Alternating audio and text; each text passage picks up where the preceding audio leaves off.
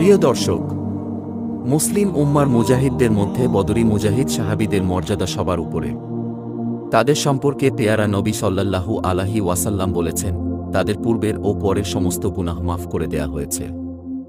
আজ আমি আপনাকে এমন কিছু সৌভাগ্যবান মানুষের কথা বলবো যাদের হাসর হবে বদরী সাহাবীদের সঙ্গে। এবার তবে ঘটনা শুনুন। প্রসিদ্ধ তাবেঈ সালেহ বিন দিরহাম বলেন, আমি আমার বাবা দিরহামকে এই ঘটনা বর্ণনা করতে শুনেছি যে তিনি বলেন, একবার আমরা হজ আদায়ের জন্য মক্কার উদ্দেশ্যে রওনা হলাম। চলতে চলতে পথিমধ্যে এক ব্যক্তিকে দেখতে পেলাম।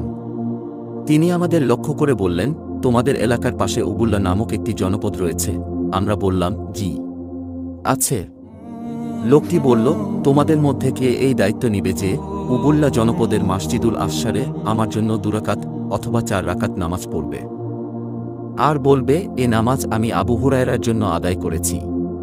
আমি আমার প্রিয় খলিল ও অন্তরঙ্গ বন্ধু আবুল কাসেম সাল্লাল্লাহু আলাইহি ওয়াসাল্লামকে বলতে শুনেছি, নিশ্চয় আল্লাহ কিয়ামতের দিন মসজিদুল আসসার থেকে এমন কিছু শহীদদের পুনরুত্থিত করবেন, বদরী সাহাবীদের সঙ্গে শুধু তাদেরই হাসর নাসর হবে।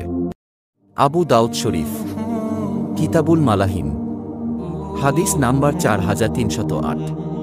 প্রিয় দর্শক, হাদিসে বর্ণিত উবুল্লা জনপদকে ইসলামের প্রাথমিক যুগে গ্রিক সম্প্রদায় অ্যাপেলুগো বলে ডাকত, যার অর্থ ক্ষমাপ্রার্থী।